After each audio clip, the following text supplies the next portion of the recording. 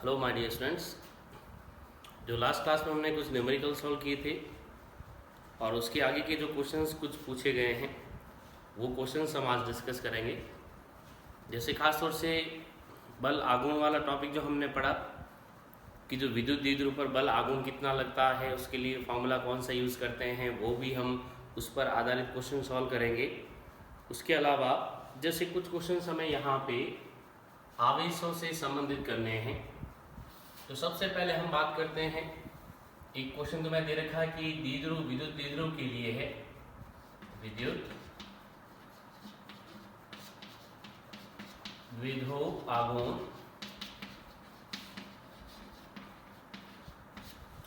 जिसमें द्विध्रुव आघूर्ण का मान तुम्हें दिया गया है P बराबर 4 गुना 10 की घात -9 कूलॉम इंटू मीटर। विद्युत द्विध्रुव आघूर्ण का मान दिया गया है, क्वेश्चन में दे रखा है, वही मान हमें यूज़ करना है। जैसे क्वेश्चंस हमने कहा कि हमें सॉल्व करने हैं, इजी क्वेश्चंस कुछ है, बेसिक्स जो अपने पास फॉर्मूला बेस्ड क्वेश्चन होते हैं या थोड़ा बहुत उसमें कुछ चेंजेस हो सकता है, तो उनमें से कुछ क्वेश्चंस हम सॉल्व कर रहे हैं। तो सबसे पहले तुम्हें कहा गया कि P बराबर है 4 गुना 10 की घात -9 कूलॉम इंटू मीटर। ये P का मान यानी कि विद्युत द्विध्रुव आघूर्ण का मान है। उसके बाद तुम्हें कहा गया कि इस विद्युत द्विध्रुव को एक समान विद्युत क्षेत्र यानी कि E बराबर 5 गुना 10 की घात 4 न्यूटन प्रति कूलॉम में रखा गया है। एक समान विद्युत क्षेत्र है 5 गुना 10 की घात 4 न्यूटन प्रति कूलॉम। 5 गुना 10 की घात 4 न्यूटन प्रति कूलॉम विद्युत क्षेत्र का मान है। इसमें विद्युत द्विध्रुव को रखा गया है, ठीक है। और जो विद्युत क्षेत्र की दिशा के साथ कोण बना रहा है थीटा, वो तुम्हें दिया गया है थीटा का मान 30 डिग्री। तो क्वेश्चन में अपने पास जो डाटा है वो हमने कहा कि P यानी कि विद्युत द्विध्रुव आघूर्ण का मान 4 गुना 10 की घात -9 है, विद्युत क्षेत्र की तीव्रता 5 गुना 10 की घात 4 है और थीटा बराबर 30 डिग्री है। तो उस स्थिति में टॉ की वैल्यू क्या होगी यानी कि बल आघूर्ण का मान क्या होगा, ये हमें ज्ञात करना है। बल आघूर्ण टॉ हमें ज्ञात करना है, ये अपने पास क्वेश्चन है। तो टॉ ज्ञात करने के लिए तुम्हारे पास फॉर्मूला, टॉ के लिए फॉर्मूला हम ऑलरेडी पढ़ चुके हैं। टॉ इक्वल टू क्या था, tau equal to PE sine theta. Tau equal to PE sine theta, ये अपने पास फॉर्मूला है। तो PE साइन थीटा में ये वैल्यूज रखेंगे हम। PE साइन 30, P का मान तुम्हें दिया गया है, E का भी मान दिया गया है और थीटा का भी मान दिया गया है। सारे डाटा अपने पास यहाँ अवेलेबल है, तो वैल्यूज पुट करें यहाँ। तो टॉ इक्वल टू P मीन्स 4 × 10⁻⁹ ये आ गया। E अपने पास है 5 × 10⁴ sine theta means sign 30 degree. Okay, तो टॉ इक्वल टू कितना बन जाएगा, ये 4 5 या 20, 10 की पावर देखो -9 plus 4 means 10 to the power कितनी रह गई -5 into sine 30। Sine 30 means 1/2। Sine 30 का मान अपने पास 1/2 है, तो ये आ गया। 2 से डिवाइड कर दो, 10 आएगा और 10 को यहाँ पावर में से कम कर दो, 10 टू द पावर -4 रह गई। ये टॉर्क की वैल्यू आ गई। अब टॉर्क के लिए यानी कि बल आघूर्ण के लिए फॉर्मूला हमें पता है, बल गुणा लंबवत दूरी होता है।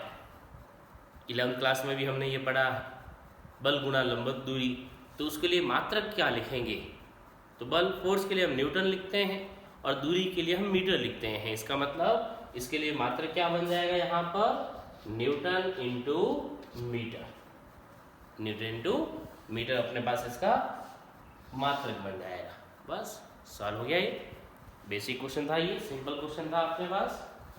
तो टॉर्क के लिए हमने कहा tau equal to PE sine theta. उसी से अपने पास जो PE और थीटा की वैल्यूज गिवन थी उन्हीं के बेसिस पे हमने टॉर्क कैलकुलेट किया और वो आया tau equal to 10 to the power -4 newton into metre. ठीक है, ये क्वेश्चन हो गया। अब चलते हैं नेक्स्ट क्वेश्चन के लिए, रब करते हैं इसे।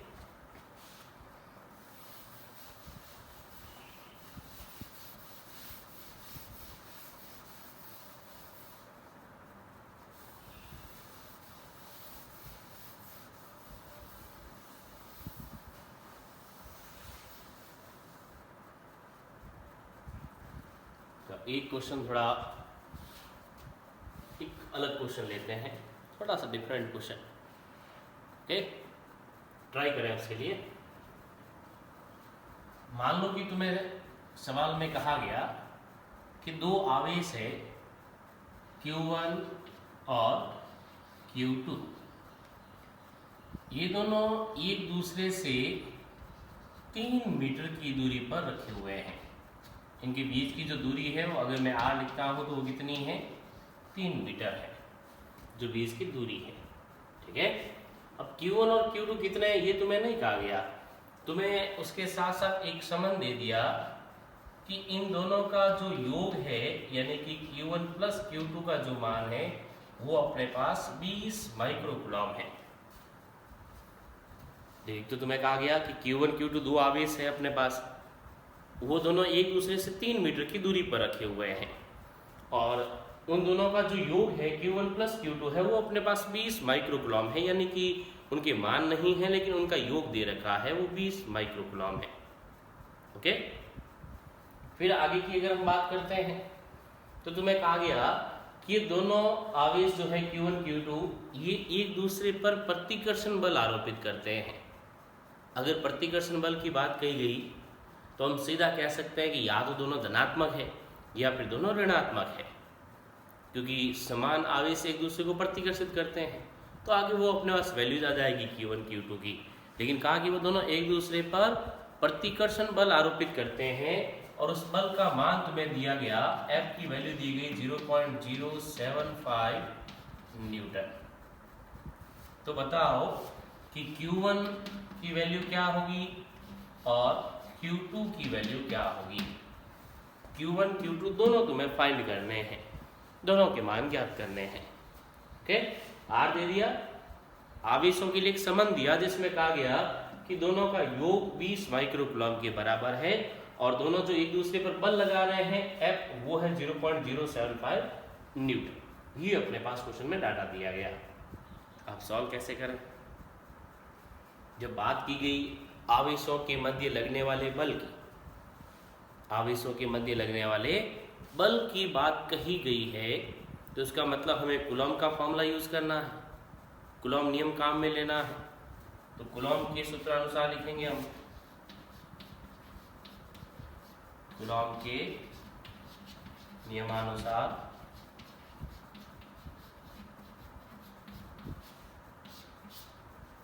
कूलॉम का फॉर्मूला क्या है, F equal to K Q1 Q2 बटा में R स्क्वायर। F बराबर K Q1 Q2 बटा R स्क्वायर, ये अपने पास फॉर्मूला है बल का, F के लिए सूत्र है। अब उसमें Q1 Q2 तो हमें नहीं पता, K तो हमें पता है लेकिन उसको हम बाद में सॉल्व कर सकते हैं। F की वैल्यू तुम्हें सवाल में दे दी गई, ठीक है। तो Q1 Q2 के लिए अगर हम संबंध ज्ञात करें तो इनका प्रोडक्ट हम यहाँ से ज्ञात कर सकते हैं इस संबंध से। एक संबंध तो ये अपने पास है कि Q1 प्लस Q2 बराबर 20 माइक्रोकूलम है, यानी कि उसको हम 20 गुणा 10 की घात माइनस 6 कूलम लिख सकते हैं। माइक्रो है मतलब 10 की घात माइनस 6 से गुणा कर दें उसको, तो उसको हमने कूलम में कन्वर्ट कर दिया। बल तो ऑलरेडी अपने पास न्यूटन में है, उसको कन्वर्ट करने की जरूरत नहीं है। जो R दूरी है वो भी मीटर में ही दी गई है, यानी कि उसको भी कन्वर्ट करने की जरूरत नहीं है। तो ये सारी वैल्यूज अगर हम पुट करते हैं यहाँ, तो वैल्यूज पुट करें तो Q1 Q2 प्रोडक्ट लाइन का इक्वल टू क्या बचेगा, F R square upon K। ये R स्क्वायर मल्टीप्लाई चला जाएगा, K डिवाइड में चला जाएगा, F R square upon K। तो ये आ गया Q1 into Q2 equal to F means 0.075 into R square. R कितना था 3 का स्क्वायर 9। के की वैल्यू हमें पता है 9 इंटू 10 टू द पावर 9 होता है, 9 गुणा 10 की घात 9 होता है। वो वैल्यू हमने पुट कर दी। अब इनको सॉल्व करें, ये 9 कैंसिल, ये तो हट गया। तो Q1 इंटू Q2 इक्वल में देखो ये 10 की पावर ऊपर जाके क्या बनेगी माइनस में, तो ऑलरेडी माइनस में है तो यहाँ से माइनस में और उठा ले कुछ। इसको मैं 75 बना देता हूँ। 10 की पावर कितनी चली जाएगी -3 और ये -9 ऑलरेडी आएगी ऊपर, तो -12। ये अपने पास Q1 Q2 का प्रोडक्ट आ गया 75 इंटू 10 टू द पावर -12 आ गया। ये इनका प्रोडक्ट मिला हमें, इनका गुणनफल मिल गया, एक संबंध आ गया एक तरीके से। जो ये अपने पास संबंध है आवेशों के योग के रूप में, और ये संबंध जो आ रहा है वो अपने पास आवेशों के गुणनफल के रूप में आ रहा है।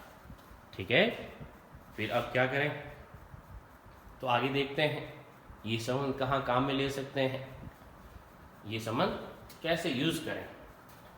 अब योग का संबंध तुम्हारे पास है, गुणनफल का भी संबंध है।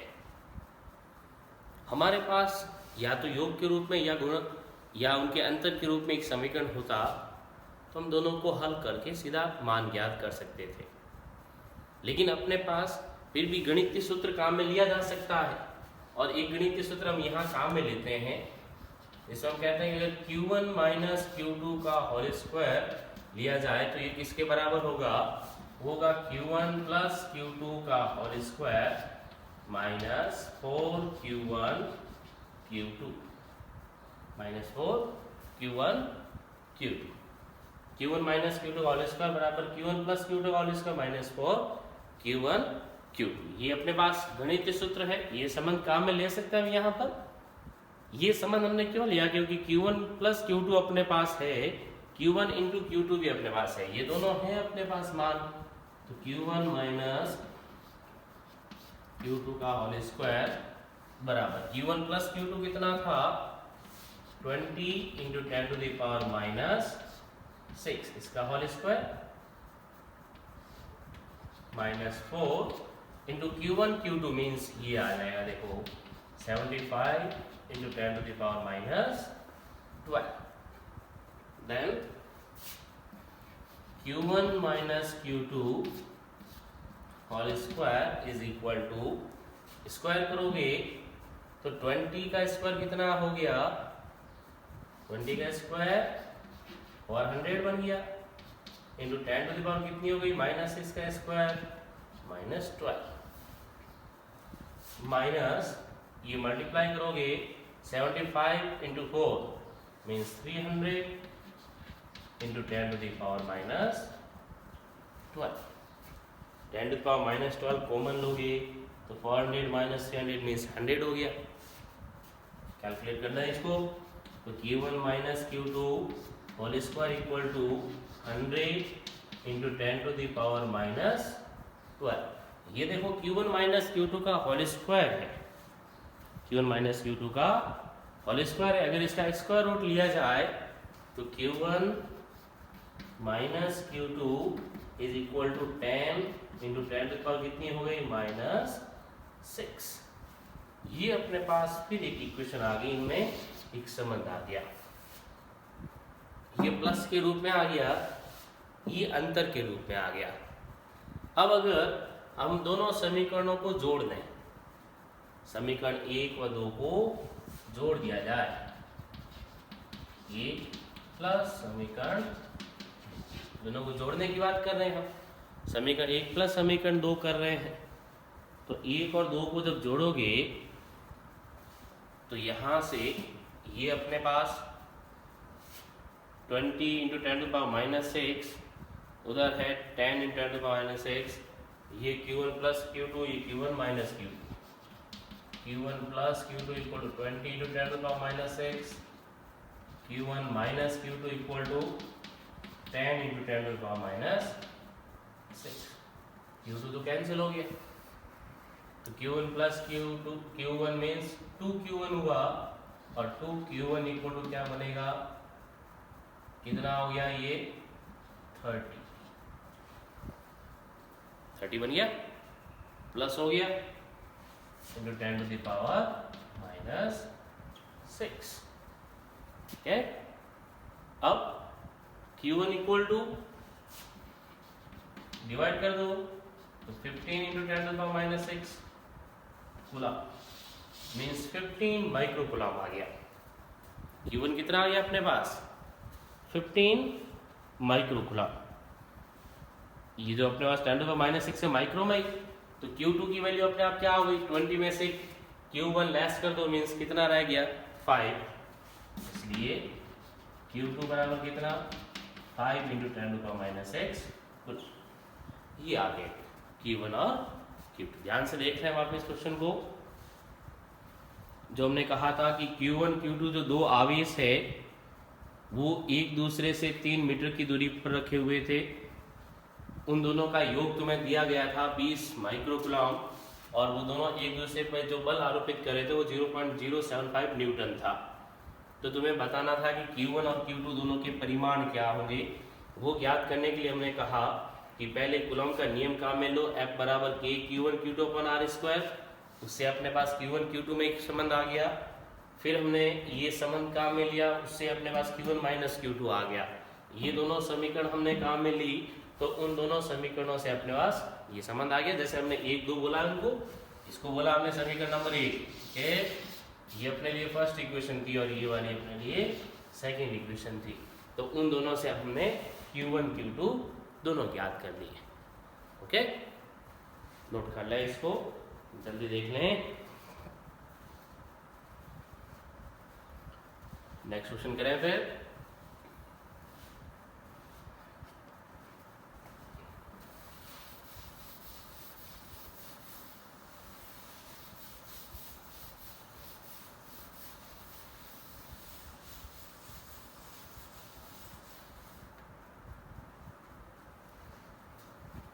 चलो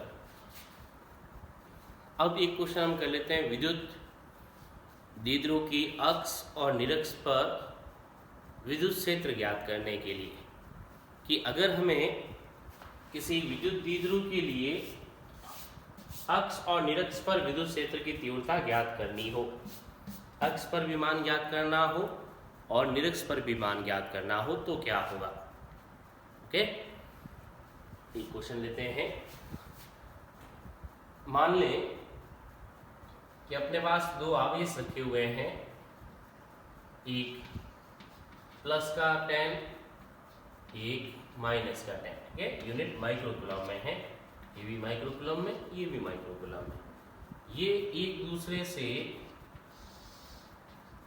जो दूरी है वो 2 सेंटीमीटर दूरी पे रखे हुए हैं। एक प्लस का 10 माइक्रोकूलम एक माइनस का 10 माइक्रोकूलम, दोनों एक दूसरे से हम कह रहे हैं कि 2 सेंटीमीटर की दूरी पर रखे हुए हैं। ठीक है, देखो दोनों समान आवेश यानी कि परिमाण में समान और विपरीत होने का मतलब ये विद्युत द्विध्रुव हुआ। तो ये 2 सेंटीमीटर किसका मान है, विद्युत द्विध्रुव के लिए 2a होता है, वो 2 सेंटीमीटर ध्यान रखना। अब अगर इसका केंद्र ये है तो इससे कुछ दूरी पर अक्ष पर एक बिंदु ले लें और अगर निरक्ष पर एक बिंदु ले लें। अक्ष यानी ये समान रेखा, निरक्ष यानी कि यहाँ से सीधी एक लंबवत रेखा। तो इन दोनों अक्षों पर विद्युत क्षेत्र की तीव्रता क्या होगी, वो भी तुम्हें r दे दिया गया कि जब r यानी कि वो दूरी अपने पास 60 सेंटीमीटर हो, दूरी कितनी 60 सेंटीमीटर दे दी गई हो कि r बराबर 60 सेंटीमीटर है, 60 सेंटीमीटर दूरी पर स्थित कोई बिंदु है, वहां हमें E ज्ञात करना है, E अक्ष के लिए तथा E निरक्ष के लिए। अक्ष और निरक्ष दोनों पर मान ज्ञात करना है। ठीक है, अक्ष पर भी मान ज्ञात करना है विद्युत क्षेत्र का और निरक्ष पर भी ज्ञात करना है, दोनों बिंदुओं पर ज्ञात करना है। तो अक्ष और निरक्ष ज्ञात करने के लिए सूत्र तुम लोगों ने पढ़ा है, E अक्षीय बराबर होता है 2kp अपॉन r3। सूत्र पढ़ा आपने ये, ई अक्ष के लिए 2kp अपॉन r3 होता है और ई निरक्ष के लिए kp अपॉन r3 होता है। तो ये अक्ष और निरक्ष दोनों के लिए है अपने पास। अभी पहले हम ई अक्ष के लिए ज्ञात कर ले, फिर ई निरक्ष के लिए जब ज्ञात करेंगे तो हम सीधा उसका आधा ले सकते हैं। डायरेक्ट वैल्यू जो अपने पास संबंध है ई अक्ष के लिए और ई निरक्ष के लिए, वो संबंध यूज किया जा सकता है, तो उस संबंध से भी हम सॉल्व कर लेंगे। तो अभी ई अक्ष के लिए जब सॉल्व करें तो ई अक्ष बराबर 2kp अपॉन r3, तो 2 गुणा के 9 गुणा 10 की घात 9 p मतलब q इंटू 2a बटा r3, ये होता है अपने पास। तो ई अक्ष के लिए आगे सॉल्व करें, तो ई अक्ष के लिए ई अक्ष equal to 2 into 9 into 10 to the power 9 into Q कितना अपने पास 10 microcoulomb means 10 into 10 to the power -6 into 2a यानी कि उस विद्युत द्विध्रुव की लंबाई, वो अपने पास है 2 इंटू 10 टू द पावर -2। ठीक है, ये वैल्यू आ गई अपने पास। फिर डिवाइडेड बाय r3, भाग कितने का r3, और r की वैल्यू अपने पास कितनी है 60 सेंटीमीटर है, यानी कि मान रखोगे तो ई अक्ष बराबर, इनको मल्टीप्लाई कर दें, 2 9 या 18 2 या 36 इंटू 10 टू द पावर, देखो ये 9 प्लस 1 10, ये 10 हो गई अपने पास, ये -6, ये -2 -8 हो गई। तो वहाँ कितनी रह जाएगी पावर, 10 टू द पावर रह जाएगी अपने पास प्लस में 2, 10 टू द पावर 2 रह गई। ठीक है, अब यहाँ आ जाएगा डिवाइड में ये r3 मीन्स 60 सेंटीमीटर, या फिर हम 60 इंटू 10 का -2 क्यूब ले उसका, ये r3। इनको सॉल्व करें तो ई अक्ष के लिए 36 इंटू 10 टू पावर 2 डिवाइड में, देखो हम इसको 6 इंटू 6 इंटू 6 ऐसे लिख दें, और 10 की पावर +3 यहाँ इसके साथ, क्योंकि 60 इंटू 60 इंटू 60 था ये, तो 10 टू पावर +3 और 10 टू द पावर -2 का क्यूब करोगे तो -2 का क्यूब मतलब पावर मल्टीप्लाई, तो 10 टू पावर कितनी हो गई कितनी बन जाएगी 6।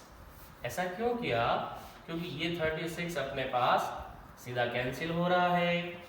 तो ई अक्ष के लिए जो मान आएगा वो अपने पास, देखो ई अक्ष के लिए यहाँ 1/6 इंटू 10 टू द पावर +3 -6 कितनी रह गई -3, यही 10 की पावर -3 ऊपर जाके क्या बन जाएगी +3, तो 10 टू द पावर 2 ऑलरेडी है और 3 ऊपर जाएगी मीन्स 10 टू द पावर कितनी हो गई 5, 10 टू द पावर 5 बन गई। यानी कि उसको हम लिख सकते हैं ई अक्ष equal to 10/6 into 10 to the power 4। Solve करने के लिए लिखते हैं इसको। अब इसको सॉल्व करें तो 10/6 मीन्स कितना हो जाएगा approx 1.66 into 10 to the power 4, unit क्या आ जाएगी न्यूटन पर कूलम। ये अक्ष के लिए वैल्यू आ गई, ई अक्ष पर आ गया अपने पास, वो आया 1.66 into 10 to the power 4 newton पर कूलम। अब देखो, अगर हमें निरक्ष के लिए मान ज्ञात करना है तो हमें संबंध पता है अक्ष के लिए और निरक्ष के लिए कि ई निरक्ष इक्वल टू होता है ई अक्ष बटा 2, ई निरक्ष बराबर ई अक्ष बटा 2 होता है। तो ये बन जाएगा ई निरक्ष बराबर ई अक्ष से कितना 1.66 into 10 to the power 4 divide कर दोगे 2 से, 2 का भाग दे दिया हमने, तो ई निरक्ष बराबर कितना हो जाएगा अप्रॉक्स ये बन जाएगा 0.83 इंटू 10⁴ न्यूटन पर कूलम।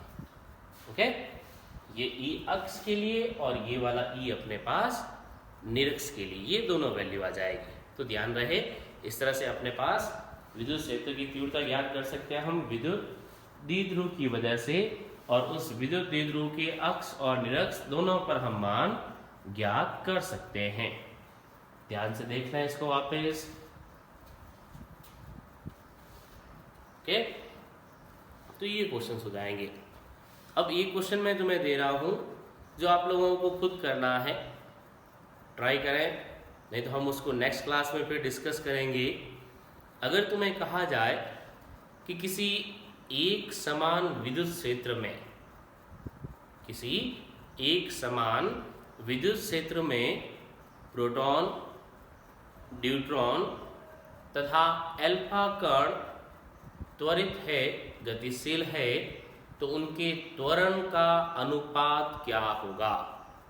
उनके त्वरण का अनुपात क्या होगा, ये ज्ञात करना है। रिपीट कर रहा हूं क्वेश्चन।